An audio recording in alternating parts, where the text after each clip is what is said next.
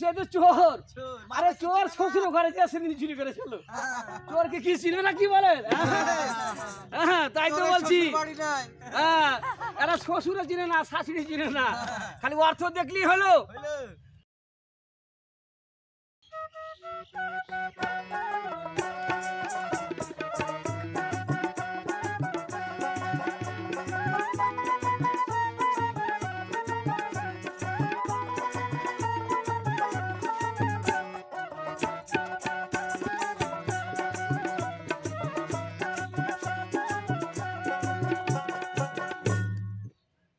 সম্মানিত সুধী, আমি আবার উপস্থিত হয়েছি আপনাদের মাঝে কবি গানের পালা নিয়ে।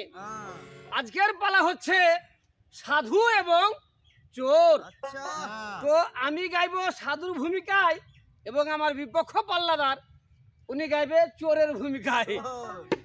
তো চোর তো আপনারা জানেন যে চোরের কাজ কি, লেওয়া খাওয়া, পরের মারে খাওয়া, এটা হচ্ছে চোরের কাজ। তো আমি পাল্লাদারকে একটি প্রশ্ন করব যে চুরি করার অপরাধে একজন মান্যগণ্য ব্যক্তিবর্গ অভিশপ্ত হয়ে আছে, সেই ব্যক্তিটার নাম কি? তোমাকে এই প্রশ্নের উত্তর দিয়ে কবি করতে হবে। কি আপনারা মনে করে ভালো লাগবে না? তাই তো বলি, ওরে মিথ্যা দিয়া সত্য কি আর চাইপা রাখা যায়? ওই যে মিথ্যা দিয়া সত্য কি আর চাইপা রাখা যায়? মিথ্যা দিয়া সত্য কি আর চাইপা রাখা যায়?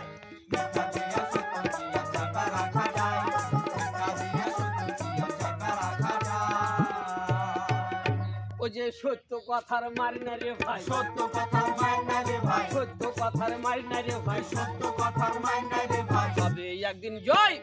মিথ্যা দিয়া সত্য কি আর চাইপা রাখা যায়?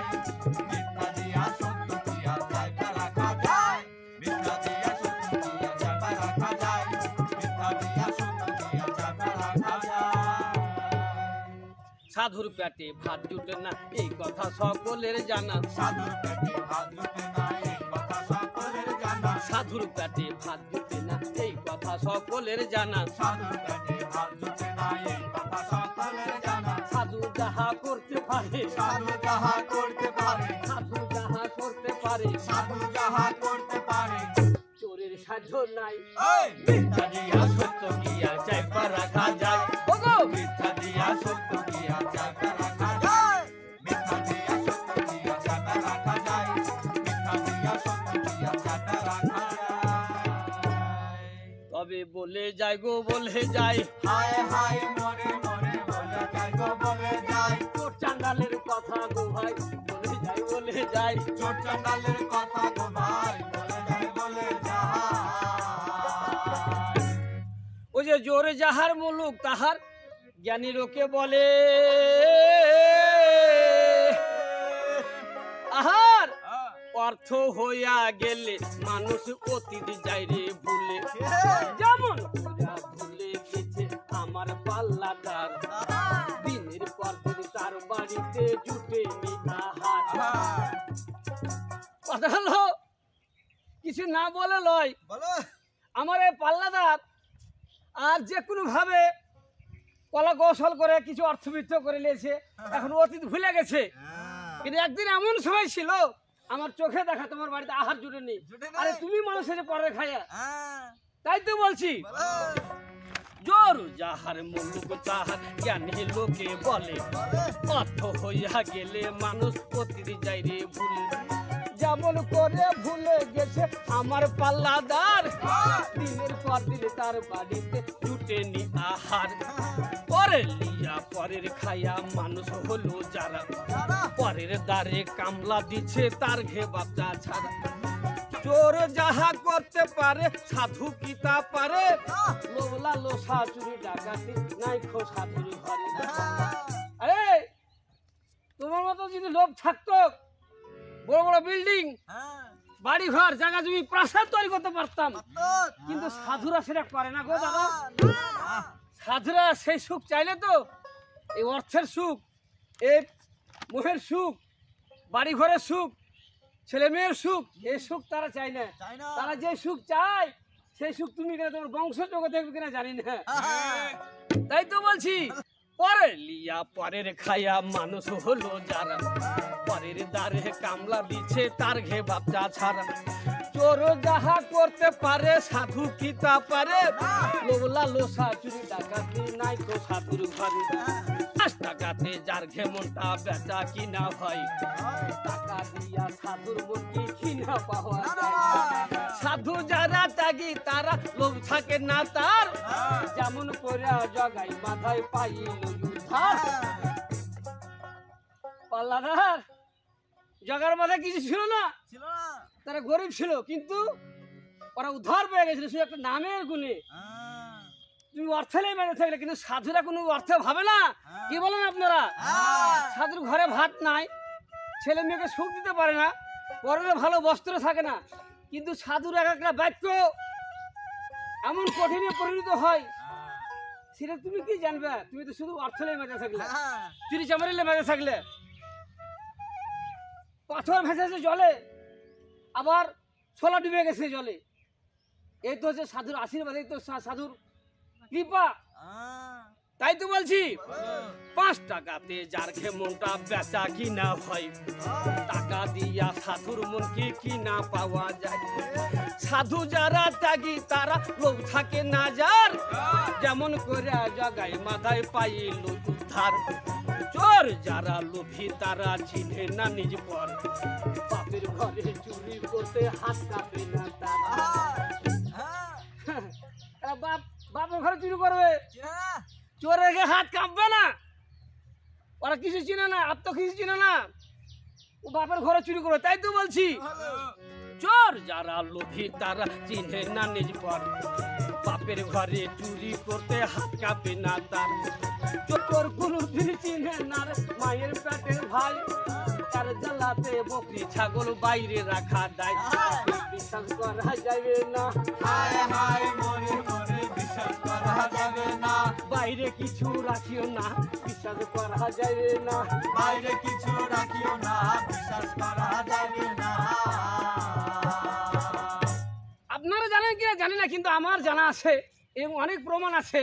নিজের শ্বশুরের ঘরে যে চুরি করেছিল, পোশাক আশাক শ্বশুর খুব কোটিপতি ছিল, ওই সোনাদানা গয়না গাঠি সব চুরি করে নিয়ে যে ওই চোর তো সহ্য করতে পারেনি, ওই যে আটমংলাতে বেড়াতে যায় না তখনই চুরি করে নিয়েছিল। আবার ওই শাড়ি ওই গয়না বেটি আবার পরে গেছে বাপের বাড়ি বেড়াতে, যে আমার স্বামী কিনে দিয়েছে, বাপ দেখে চিনে ফেলেছে, বাপরে গয়না গাঠি সোনাদানা তো আমারই, আমার বেটি পারে কি করে। বলছে হ্যাঁ রে মা, তোর আগে এগুলো নিয়ে গেছিলি নাকি? কি বলো বাবা, তোমার জামাই কোটিপতি, এই সব আমার কিনে দিয়েছে। কইছে না রে মা, তুই কোনো ভুল করছিস, এ তো সব আমার কিনা, আর কথা আমার তো ব্যবসার জিনিস। সে তো চোর, আরে চোর শ্বশুর ঘরে যে সেদিন চুরি করেছিল, চোরকে কি চিনবে না? কি বলেন? হ্যাঁ তাই তো বলছি, হ্যাঁ এরা শ্বশুরও চিনে না, শাশুড়ি চিনে না, খালি অর্থ দেখলেই হলো। চোর যারা লোভী তারা চিনে না নিজ পর, বাপের ঘরে চুরি করতে হাত কাঁপে না তার। চোর কোনদিন চিনে না রে মায়ের পেটের ভাই, তার জ্বালাতে বকরি ছাগল বাইরে রাখা দেয়, তাকে বিশ্বাস করা যাবে না, বাইরে কিছু রাখিও না, বিশ্বাস করা যাবে না, বাইরে কিছু রাখিও না, বিশ্বাস করা যাবে না।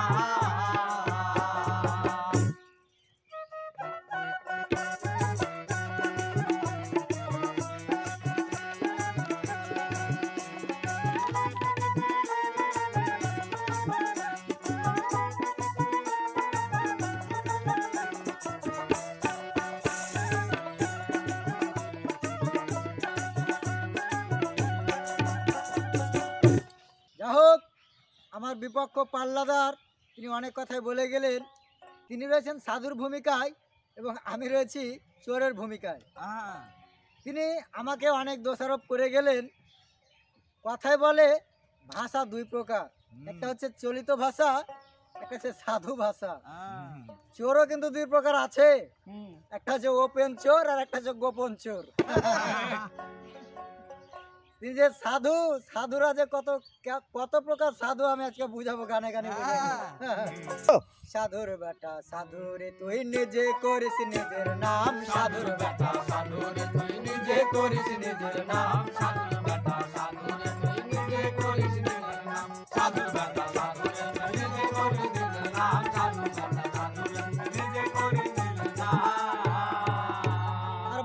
কবর চিনে না রে, বাবার কবর চিনে না রে, বাবার কবর চিনে না রে, বাবার কবর চিনে না রে। বাগারেতে দেয় সালাম, সাধুর বেটা সাধুরে তুই নিজে করিস নিজের নাম, সাধুর বেটা সাধুরে তুই নিজে করিস নিজের নাম, সাধুর বেটা সাধুরে তুই নিজে করিস নিজের নাম, সাধুর বেটা সাধুরে তুই নিজে করিস নিজের নাম। সত্যিকারের সাধু যারা গাইবে খবর পায় রে তারা, সত্যিকারের সাধু যারা গাইবে খবর পাইবে তারা, সত্যিকারের সাধু যারা গাইবে খবর পায় রে তারা, সত্যিকারের সাধু যারা গাইবে খবর পাইবে তারা। চাইলে সাধু হওয়া যায় না, চাইলে সাধু হওয়া যায় না, চাইলে সাধু হওয়া যায় না, চাইলে সাধু হওয়া যায় না। ঘুরায় আসলে গয়া ধাম, সাধুর বেটা সাধুরে তুই নিজে করিস নিজের নাম, সাধুর বেটা সাধুরে তুই নিজে করিস নিজের নাম, সাধুর বেটা সাধুরে তুই নিজে করিস নিজের নাম, সাধুর বেটা সাধুরে তুই নিজে করিস নিজের নাম। তিনি একটি প্রশ্ন করেছেন, চুরির অপরাধে কোন দেবতা অভিশপ্ত হয়ে আছেন? তিনি দারুণ একটি প্রশ্ন করেছেন, আর এই প্রশ্নের উত্তর হলো ইন্দ্রদেব। আশা করি আমার পাল্লাদার উত্তর পেয়ে গেছেন। আমিও প্রশ্ন করব, তবে একটু গানে গানে কিছু কথা না বললে নয়। হ্যাঁ। এ বলে যাই গো বলে যাই, হায় হায় মরি মরি বলে যাই গো বলে যাই, ভণ্ড সাধুর কথা গো ভাই বলে যাই বলে যাই, ভণ্ড সাধুর কথা গো ভাই বলে যাই বলে যাই। সাধু সাধু করছো তুমি, সাধু বলে কারে,